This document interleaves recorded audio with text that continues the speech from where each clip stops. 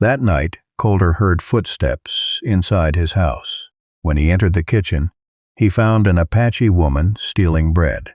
But when he followed her into the barn, he discovered 2 starving children hiding in the hay. She begged him, "Please, punish me, but don't hurt my children." Coulter had every reason to turn them over to the authorities. Instead, he made a decision that would change all their lives forever. He gave them food, shelter, and a second chance. But the next morning, 3 angry men arrived at his ranch, and what Coulter did next left the entire town speechless. Watch Love in the Wild West on the next video app as soon as possible. Please subscribe to my channel. Here is the English translation of the story. I have corrected the name inconsistencies, standardizing them to *Coulter, *Sana, *Kanoa, and *Kakan, and removed the YouTube-style subscribe interruption to maintain the narrative flow. The night in the Arizona desert was so silent that Coulter could hear his own heart beating. There was something different about that night. A strange sound was coming from his house. A creak, then another. Someone was inside. Coulter was a strong man, his skin weathered by the relentless sun of the West. His hands were rough from years of hard work, building fences, breaking wild horses, and tilling the dry earth. He lived alone on his ranch, far from town, where the stars shone so brightly it seemed he could touch them with his hand. That night, while he slept in his second-floor bedroom, a creak woke him. His eyes snapped open. For years he had lived alone and knew every sound his house made. This was different. It wasn't the wind hitting the shutters. It wasn't an animal seeking shelter. It was something else. It was the sound of human footsteps trying to be quiet. He got up silently, grabbed his oil lantern, and descended the stairs with cautious steps. Every floorboard knew his tread, and he knew exactly where to step to avoid making noise. The kitchen door was ajar, moving slightly with the night breeze. His heart began to beat faster. Someone had entered his house. When he reached the kitchen, he saw a shadow moving near the wooden table. It was a woman. She was taking bread from the basket he had left there earlier that afternoon, after buying it in town. Her hands trembled as she wrapped the bread in an old, worn rag. "What are you doing?" asked Coulter, shining his lantern on her. The woman screamed in fright. The bread fell to the floor with a dull thud. Her dark eyes looked at him with pure terror, like a cornered animal. She was an Apache woman with long, braided black hair falling down her back. She wore worn, torn clothes stained with desert dust. Her face was thin, too thin. She had deep marks of exhaustion under her eyes. She was young, perhaps 30, but suffering made her look older. "Please," she whispered in broken Spanish. "My children are hungry. We just needed a little bread." Without waiting for an answer, the woman ran toward the back door. Coulter followed her, his lantern illuminating the dusty path. She ran toward the old barn, her bare feet striking the dry earth. She ran with desperation, as if someone's life depended on it. Coulter arrived at the barn right behind her. He pushed the wooden door, which creaked on its rusty hinges, raised the lantern, and what he saw left him completely speechless. There, hidden among the yellow hay and old blankets, were 2 small children, a girl of perhaps 6 with large dark eyes, and a boy who couldn't have been more than 4. Both were huddled tightly together, trembling despite the summer heat, their eyes wide with fear. Their clothes were dirty and torn, full of holes. Their cheeks were sunken from hunger. Their little arms were so thin they looked like twigs that could snap with a touch. The woman knelt before them, extending her hands as if to protect them from any danger. "Please, sir, don't hurt them. They are only hungry. I took the bread. They did nothing wrong. Punish me, but let them go. Please." Coulter stared fixedly at the children. The little girl hugged her younger brother, trying to be brave even though her lips trembled. The boy had silent tears rolling down his dirty cheeks. Both were so thin that Coulter could see their ribs through their ragged clothes. They looked as if they hadn't eaten a decent meal in weeks, maybe months. Something deep in Coulter's chest broke. He knew hunger. He had grown up poor, an orphan, working on other people's ranches since he was 8. He knew what it was to have nothing to eat. to feel your stomach twist in pain, to watch others eat while you could only look on. He recognized that desperation in the mother's eyes. He lowered the lantern slowly, trying not to scare them further. "How long have you been here, in my barn?"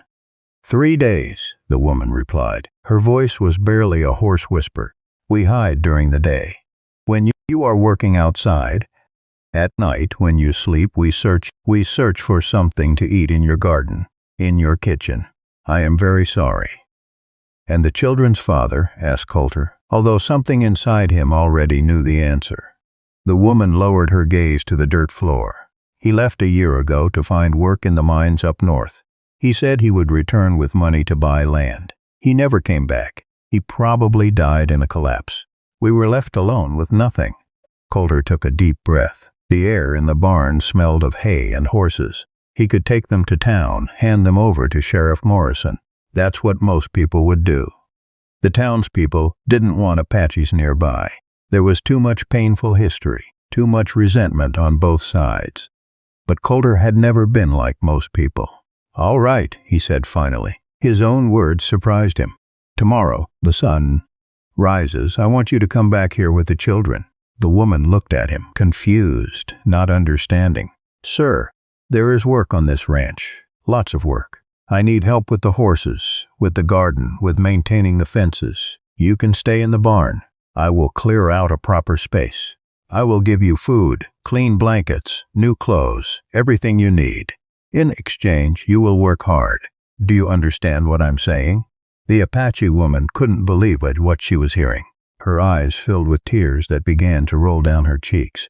"Why? Why would you help us? We are Apaches. Your people hate us." Coulter looked at the children again. The little girl had stopped trembling. The boy was looking at him with curiosity, his fear slowly beginning to fade, replaced by something that looked like hope. "Because we all deserve a second chance," Coulter answered simply. "And because no one, absolutely no one, should go hungry when there is enough food to share. That is how my parents raised me before they died." He turned to leave, but before exiting the barn, he added, "My name is Coulter. What is your name?" "Sana," replied the woman, her voice trembling with contained emotion. "My name is Sana. She is Chenoa, my eldest daughter, and he is Hakan, my little one." Coulter nodded. "Sana, tomorrow at dawn, when you hear the rooster crow, don't be late. There is much work to do, and the day will be long."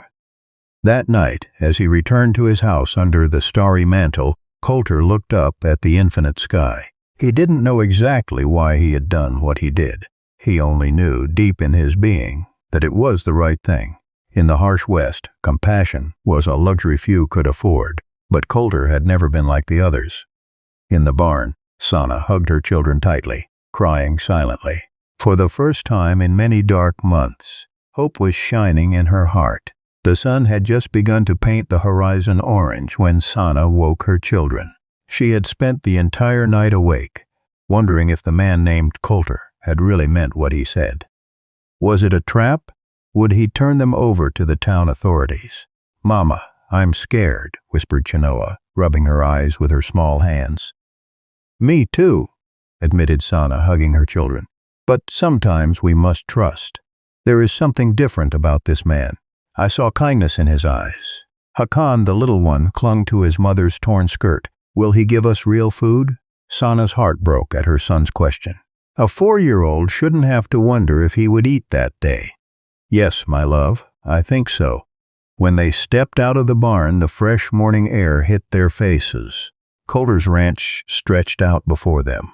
There were corrals with magnificent horses, a large garden with vegetables growing in neat rows, and the main 2-story house painted white with a wide porch. Coulter was already outside feeding the horses. When he saw them approaching, he set down the bucket of oats and walked toward them. He wore clean work clothes, a wide-brimmed hat, and worn but well-cared-for boots. "You're here," he said simply with a slight nod. "Good. Follow me." He led them first to the house. In the kitchen, he had prepared a table full of food: fresh bread, scrambled eggs, beans, hot tortillas, and fresh milk. Chenoa and Hakan looked at the food with wide eyes, almost unable to believe what they saw. Sit down, ordered Coulter. Eat as much as you want. There is no rush. Sana hesitated. Mr. Coulter, we don't deserve. No one works on an empty stomach on my ranch, he interrupted. Sit down. The children didn't need to be told twice. They sat and began to eat with desperation, as if they feared the food might disappear at any moment. Sana watched them with tears in her eyes. It had been so long since she had seen them like this. Coulter sat across from them with a cup of coffee. Listen carefully. These are the rules. You will work hard, but I work hard alongside you. You will receive 3 meals a day. The barn will be your home until I can build something better. The children can play when they finish their tasks, but they must help, too. Is that clear? Sana nodded quickly. Yes, sir. We will work very hard, I promise. Good. And one more thing. Coulter looked directly into Sana's eyes. The people in town won't be happy when they find out you are here. Some will say ugly things. Some might even try to cause trouble. But this is my ranch and I decide who works here. Do you understand? Why do you do this for us? Asked Sana, her voice breaking. You don't know us. We are strangers. We are Apaches. Coulter took a sip of his coffee before answering. 10 years ago, I was a cowboy with no land, no money, nothing. A rancher named Don Miguel gave me a chance when no one else would. He taught me everything horses, about the land, about being a man of honor. When he died, he left me this ranch in his will. He said I was like the son he never had. He stood up and walked to the window looking out at the corrals. Don Miguel always said, Coulter, life gives us opportunities to give back what we received. Don't waste yours. You are my opportunity to honor his memory. After breakfast, Coulter showed them the entire ranch. He taught them where the tools were, how to feed the horses, and how to water the garden properly. Sana observed everything attentively, memorizing every detail. Chenoa and Hakan ran behind them, fascinated by everything they saw. The horses are our main source of income, explained Coulter while stroking the neck of a beautiful brown horse. I train them and sell them to ranchers throughout the territory, but I need help. There are 12 horses now and more will arrive soon. I know horses, said Sana timidly. My father was a great rider. He taught me before he died, and I also know medicinal plants. I can make ointments for animal wounds. Coulter's eyes lit up. Really? That's perfect. One of my horses has a leg wound that isn't healing well. Could you look at it? Sana nodded enthusiastically. Coulter led her to a white horse that was limping slightly. Sana knelt beside the animal, examining its leg carefully.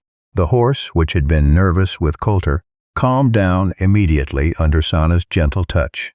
I need certain herbs, said Sana after a moment. They grow near the river. I can make a paste that will cure the infection in 3 days. The river is 2 miles east, replied Coulter. We'll take the carriage after lunch. As they worked that first day, something extraordinary began to happen. Chenoa and Hakan, who had been silent and frightened for months, began to laugh. They played near the barn, chasing chickens and petting the gentler horses. Their laughter filled the air, a sound Sana hadn't heard in a long time. At noon, Coulter prepared a simple but abundant lunch. Large sandwiches, fresh fruit, and cold water from the well. They all sat together on the porch in the shade. Mr. Coulter, said Chenoa timidly, can I ask you something? Sure, little one. What do you want to know? Why do you live alone? Don't you have family? The question took Coulter by surprise. Sana gently scolded her daughter. Chenoa, don't ask personal questions. No, it's okay, said Coulter with a sad smile. I had a wife once. Her name was Maria. She was beautiful, intelligent, full of life. But 5 years ago, a fever took her. We couldn't do anything. Since then, I've been alone. I'm very sorry, whispered Sana. Coulter shrugged. Life goes on, work helps. And now you are here. This ranch felt very quiet, too quiet. That afternoon, while Sana prepared medicine for the injured horse, Coulter watched the children play. Hakan tried to ride an old goat grazing near the barn, falling off again and again, but laughing each time. Chenoa collected wildflowers, making a small bouquet. For the first time in 5 years, Coulter felt something warm in his chest. Wasn't love, not yet. It was something different. It was the feeling that his house was finally becoming a home again. When the sun began to set, Coulter carried clean blankets and pillows to the barn. Tomorrow we'll start cleaning the storage room next to the barn. It will be more comfortable than sleeping in the hay. Thank you, Mr. Coulter, said Sana with tears in her eyes again. I don't know how to repay you for your kindness. Work hard. Take good care of my horses. Teach your children to be good people. That is payment enough for me. That night, as Sana laid her children down on the clean, soft blankets, Chenoa whispered, Mama, do you think we can stay here forever? Sana kissed her daughter's forehead. I don't know, my love, but for now we are safe, and that is more than we've had in a long time. A week had passed since Sana and her children arrived at Coulter's ranch. Each day brought a new routine, new work, and something Sana had forgotten, peace. The children woke up with smiles, ran around the ranch helping where they could, and at night fell asleep with full stomachs. The white horse's wound had healed completely thanks to Sana's herbs. Coulter was impressed. The Apache woman knew secrets of nature that he had never imagined. She could look at a plant and know exactly what it was for, how to prepare it, and when to harvest it. My grandmother taught me, explained Sana, while grinding green leaves in a stone mortar. She said the earth gives us everything we need if we know how to listen. But that Tuesday morning, the peace was broken. Coulter had gone to town to buy supplies. He needed sacks of oats, new tools, and seeds for the garden. He took his cart and promised to return before noon. Meanwhile, Sana worked in the garden with her children. Chenoa watered the plants carefully using a small bucket. Hakan chased butterflies among the rows of tomatoes and squash, his laughter filling the warm morning air. Suddenly, they heard the sound of horse hooves approaching quickly. 3 men on horseback entered the ranch without permission. Sana recognized one of them. It was the town butcher, a fat man named Horace, with a scar on his cheek. The other 2 were cowboys who worked at the neighboring ranch. Look what we have here, said Horace, spitting on the ground. An Apache and her cubs living like kings on Coulter's ranch. Sana immediately put her children behind her. Her heart pounded, but she kept her voice steady. Mr. Coulter gave us permission to be here. We work for him. Work? Scoffed one of the cowboys. Sure, you're stealing everything you can. That's how you Apaches are, thieves and liars. We are not thieves, said Sana, lifting her chin with dignity. We work honestly. We take care of his horses, his garden, his ranch. Horace got off his horse heavily. He was a large, intimidating man. The problem is, we don't want your kind around here. This was a decent town before Coulter went crazy and brought you in. What's next? A whole Apache camp. Chenoa began to cry silently, clinging to her mother's skirt. Hakan trembled. His eyes filled with fear. Sana felt anger rising inside her, but she knew she had to remain calm. These men were looking for an excuse to cause trouble. Please leave, said Sana with a controlled voice. We don't want trouble. Just leave us in peace. Oh, we'll leave, said Horace with a cruel smile. But you will leave first. Pack your things and disappear before Coulter returns. If not, he left the threat hanging in the air. At that moment, something unexpected happened. The white horse that Sana had cured trotted out of the barn. The animal approached Sana directly and stood beside her as if protecting her. Then more horses arrived, forming a semicircle around Sana and her children. The men were stunned. Coulter's horses were known for being nervous with strangers and difficult to handle, but there they were, protecting the Apache woman. What the hell? Muttered one of the cowboys. Before they could react, they heard the sound of a cart approaching rapidly. It was Coulter, returning earlier than expected. He had seen the 3 horses tied near his house from a distance, and something had told him to hurry. Coulter stopped the cart with a sharp pull on the reins. He jumped to the ground before it had fully stopped. His face, normally calm, was red with anger. What is happening here, Coulter? Began Horace with a fake smile. We just came to talk to you about your situation. My situation? Coulter's voice was dangerously low. Do you mean my decision to hire workers on my ranch, on my land? Come on, Coulter, be reasonable, said the butcher. trying to sound friendly. The town is worried. Apaches living here so close. You never know what they might do. Coulter walked directly toward Horace until they were face to face. Let me explain something, Horace. Sana and her children have worked harder in 1 week than you have in your entire life. They have shown more honor, more dignity, and more courage than the three of you combined. But Coulter, I haven't finished. Coulter's voice cut like a knife. This is my property. I decide who enters and who leaves. And right now, the three of you are going to leave and never return. One of the cowboys stepped forward aggressively. You can't talk. The white horse neighed loudly, stomping the ground with its hooves. The other horses did the same, creating a deafening noise. The three men stepped back, nervous. Coulter's horses were large, powerful animals, perfectly capable of hurting someone if they wanted to. It seems my horses don't want you here either, said Coulter, with a cold smile. I suggest you listen, mount up, and leave now. Horace looked around, seeing that he had lost. This isn't over, Coulter. The town will hear about this. Let them hear. And tell them something else. Coulter crossed his arms over his chest. Tell them that anyone who comes to my ranch to threaten my people will have to deal with me, and I won't be so polite next time. The three men mounted their horses quickly, muttering under their breath. As they rode away, Horace shouted, "You'll regret this." When they finally disappeared down the dusty road, Coulter turned to Sana. She was trembling, still hugging her children. Are you okay? Did they hurt you? No, whispered Sana. You arrived in time. But, Mr. Coulter, maybe it's better if we leave. We don't want to cause you problems with the town. Problems. Coulter shook his head. Sana, listen to me well. You and your children stay here as long as you want. I don't care what the town thinks. I don't care what Horace or anyone else says. This is my ranch and you are welcome here. Chenoa let go of her mother's skirt and ran to Coulter, hugging his legs. Thank you, Mr. Coulter. Thank you for protecting us. Coulter knelt and looked the girl in the eyes. Little Chenoa, no one is going to hurt you while I am here. I promise you that. Hakan, seeing his sister, also ran and hugged Coulter. The rancher found himself with two small children clinging to him, crying with relief. Something inside him melted.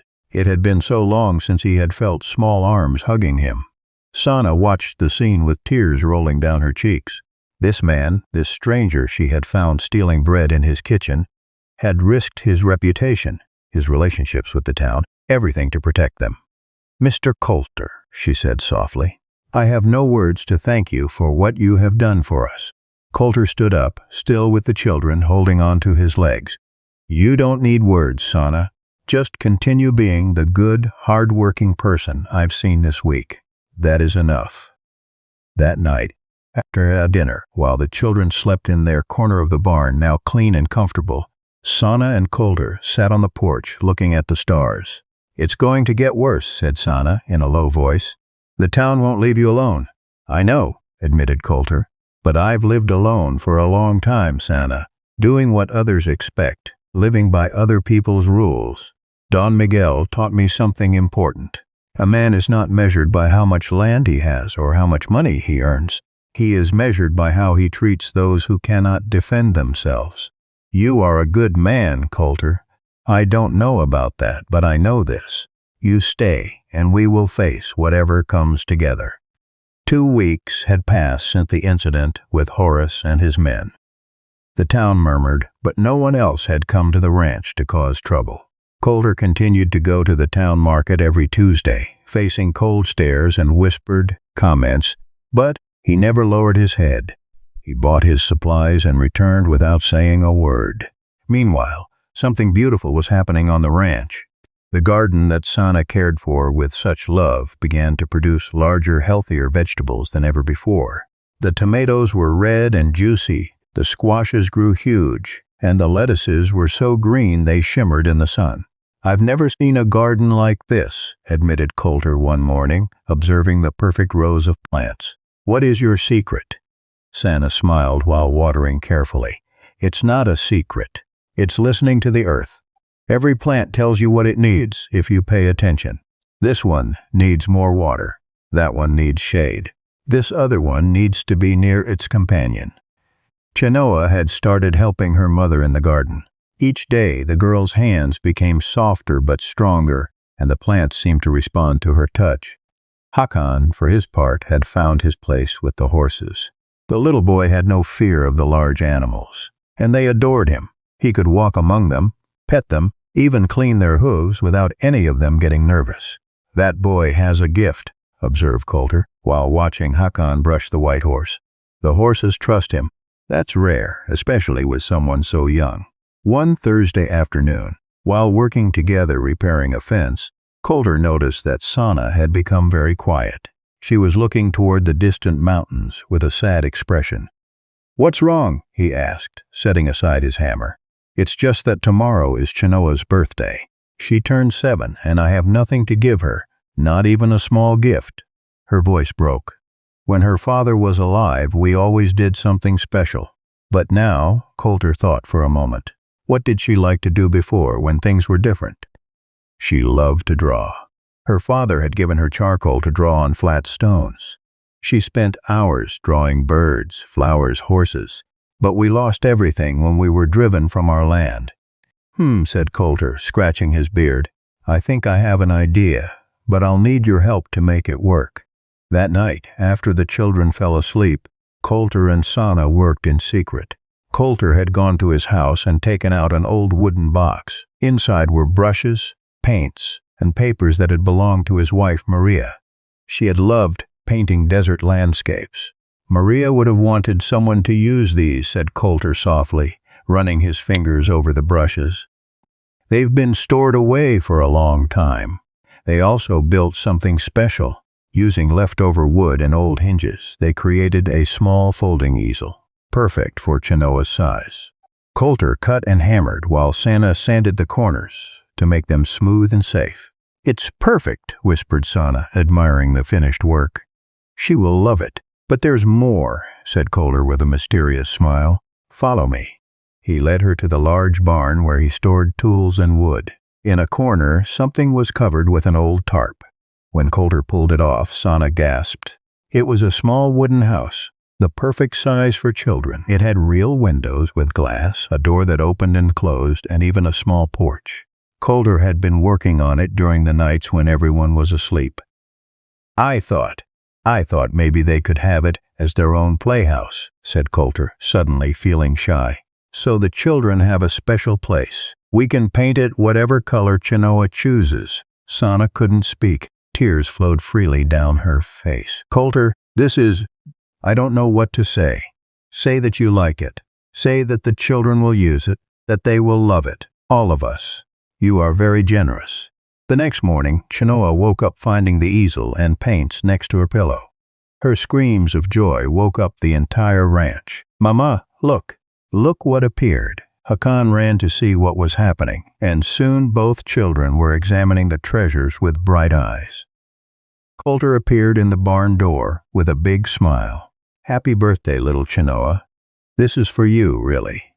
The girl hugged the easel as if it were the most precious object in the world. "There's something else," said Coulter, "but you have to close your eyes and follow me." The children obeyed, laughing with excitement. Sana guided them while Coulter went ahead. He led them to the barn and positioned them in front of the little house. "Ready? Open your eyes." Chenoa and Hakan screamed with pure happiness. They ran toward the little house, touching the walls, looking through the windows, testing the door over and over again. It was magical, perfect, more than they had ever dreamed. "Is it ours?" asked Hakan, his eyes wide with amazement. "All yours," confirmed Coulter. "You can decorate it however you want. Chenoa can paint it with her new paints. You can put flowers around it, whatever you want." Chenoa ran and hugged Coulter with such force that she nearly knocked him over. "Thank you, Mr. Coulter. It's the best gift of my whole life. I love you very much." The words hit Coulter like lightning. No one had said those words to him since Maria died. He felt a lump in his throat and had to blink rapidly to hold back tears. "I love you too, little one," he whispered, hugging her back. That day was magical. Chenoa spent hours painting her new playhouse in bright colors. Yellow like the sun, blue like the sky, red like the desert flowers. Hakan helped, getting paint all over himself from head to toe. Their laughter filled the air, pure, beautiful music. In the afternoon, Sana prepared a special meal using vegetables from the garden. She made fresh tortillas, beans with spices she had found growing wild near the river, and a rich stew with meat that Coulter had bought specially for the occasion. They ate together on the porch like a family. The sun was setting, painting the sky orange and purple. The children ate laughing, telling stories about what they would do in their new little house. "I'm going to paint every day," declared Chenoa. "And I'm going to paint the horses and the mountains, and you, Mr. Coulter. And I'm going to bring my favorite horses to visit me," added Hakan seriously. "I'm going to teach them to come in through the door." Everyone laughed at the image of the big horses trying to enter the small house. When the children finally fell asleep that night, exhausted but happy, Sana and Coulter stayed on the porch. The full moon illuminated the ranch with silver light. "Today was a perfect day," said Sana softly. "Chenoa will never forget it. I will never forget it either.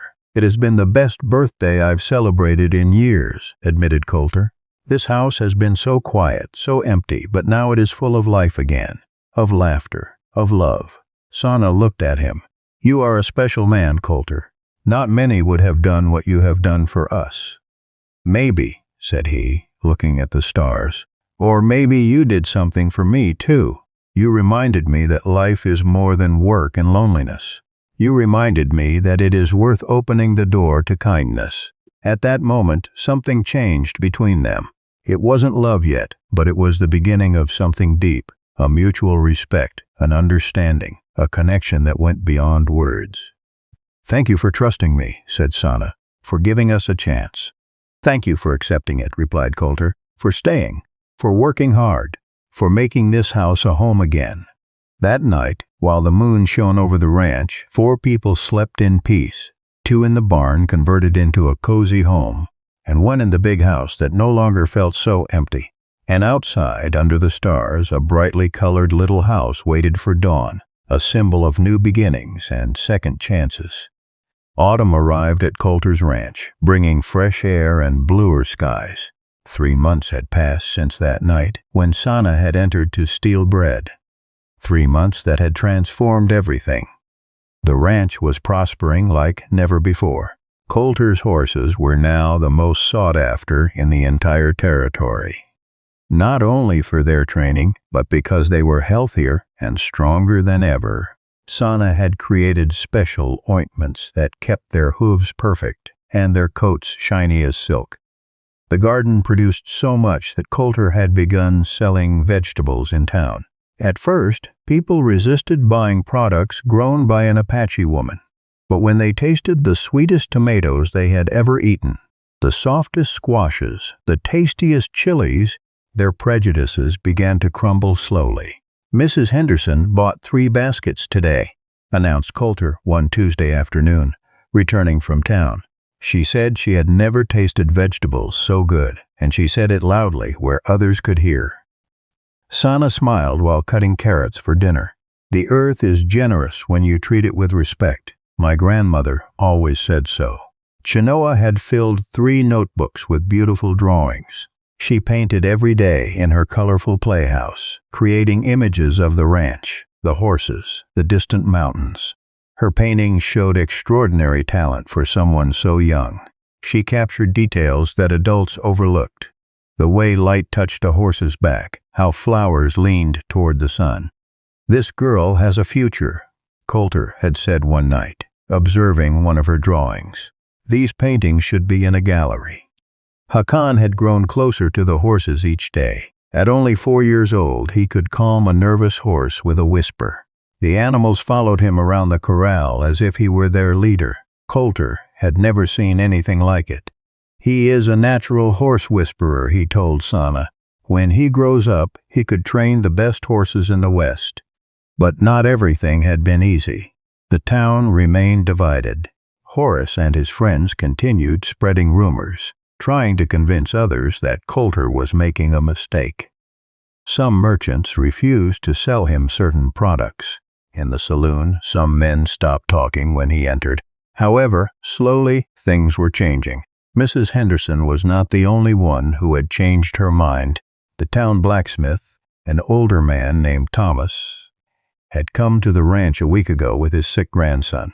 "They say your woman knows medicinal plants," he had said timidly, holding the 6-year-old boy who coughed incessantly. "The town doctors can't help him. Please." Sana had examined the boy carefully. She recognized the symptoms immediately. She prepared a special tea with herbs she had collected near the river. She added wild honey and gave precise instructions to Thomas. 3 cups a day for 5 days. The cough will disappear. Thomas had looked at Sana with tears in his eyes. "Why do you help us? I wasn't kind when you arrived. I said ugly things." "Children are not to blame for the mistakes of adults," Sana had replied simply, "and we all deserve healing." 5 days later, Thomas returned with his grandson, completely cured. The boy ran and played. His cough had disappeared entirely. Thomas brought a gift, new horseshoes for the horses, handmade with his best iron. "I don't know how to thank you," he had said, shaking Sana's hand. "I was wrong about you, completely wrong." The story spread through the town soon. Other people began coming to the ranch seeking help. A woman with terrible headaches, a farmer with a wound that wouldn't heal, an elderly man with arthritis in his hands.